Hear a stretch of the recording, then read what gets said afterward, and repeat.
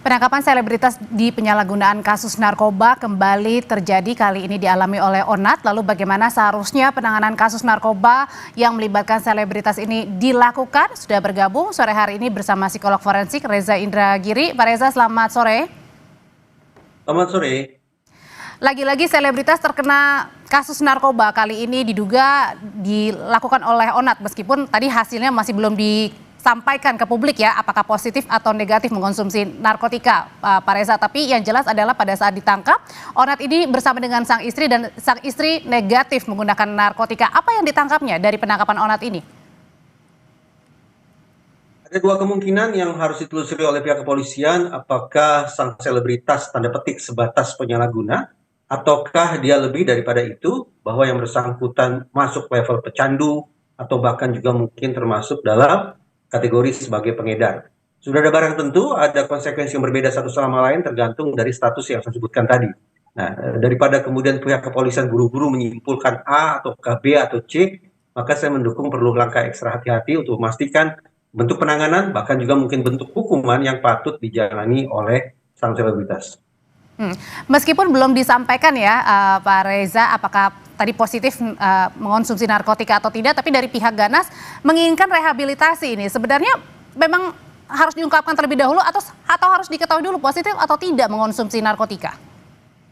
Rekomendasi itu menurut saya normatif saja, bahwa sekarang sudah ada keinsafan di masyarakat dan juga di kalangan pembuat kebijakan, bahwa memperlakukan penyalahguna narkoba dengan pendekatan punitif, termasuk dengan mengirim mereka ke penjara, itu memunculkan problem-problem susulan. Mulai dari penjara yang semakin lama semakin penuh sesak dan juga tidak berprospek positif dalam konteks penyembuhan bagi si penyalahguna. Dari sisi itulah kemudian muncul gagasan bahwa ketimbang mengirim mereka ke penjara atau memperlakukan pendekatan punitif, lebih tepat apabila mereka-mereka ini dikenakan perlakuan yang sifatnya rehabilitatif atau penyembuhan. Namun laksana pedang bermata ganda, di satu sisi muncul keinsafan yang sedemikian positif yang saya sebutkan tadi, tapi di lain sisi secara negatif, aturan main semacam itu bisa saja kemudian disalahgunakan oleh masyarakat untuk kemudian mengatakan, tidak jadi persoalan untuk menggunakan narkoba. Karena resiko negatif yang akan kita tanggung adalah sebatas menjalani rehabilitasi saja.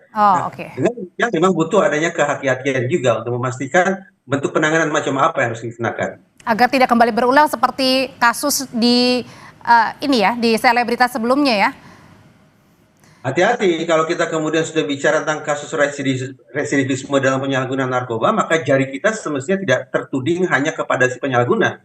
Residivisme dalam kasus narkoba justru mengindikasikan kegagalan negara, ketidakseriusan negara dalam mengenakan perlakuan yang jitu terhadap para penyalahguna narkoba. Sebagai misal, kalau ternyata program rehabilitasinya tidak ada, atau ada namun tidak efektif, ada namun efektif namun tidak tuntas, kita ingin menyalahkan siapa? Sekali lagi, ini bukan semata-mata masalah yang dihadapi oleh si penyalahguna, tapi barangkali ada agenda besar yang harus dilakukan oleh negara terkait dengan penanganan masalah yang satu ini. Oke, Pak Reza, ini kan selebritas Onat ini sedang naik daun ya, sedang dikenal di mana-mana, kemudian melalui berbagai gerakan dan juga podcastnya. Kira-kira kalau memang nanti dinyatakan positif mengkonsumsi narkotika, apa yang membuat selebritas yang sedang naik daun ini mengonsumsi barang haram? Ada dua kemungkinan, tergantung dari obat-obatan terlarang yang digunakan. Ada obat-obatan yang tujuannya untuk memunculkan sensasi menyala, yang konon bisa melipat gandakan kreativitas, membuat tenaga seolah tidak ada habisnya. Tapi sebaliknya ada narkoba tertentu yang justru membuat yang bersangkutan mengalami situasi turun, melandai.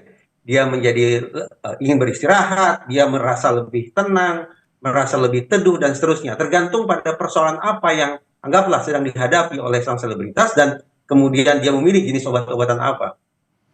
Oke, terima kasih ulasannya terkait dengan kasus narkoba yang menjerat selebritas Onat. Terima kasih, psikolog forensik Reza Indragiri.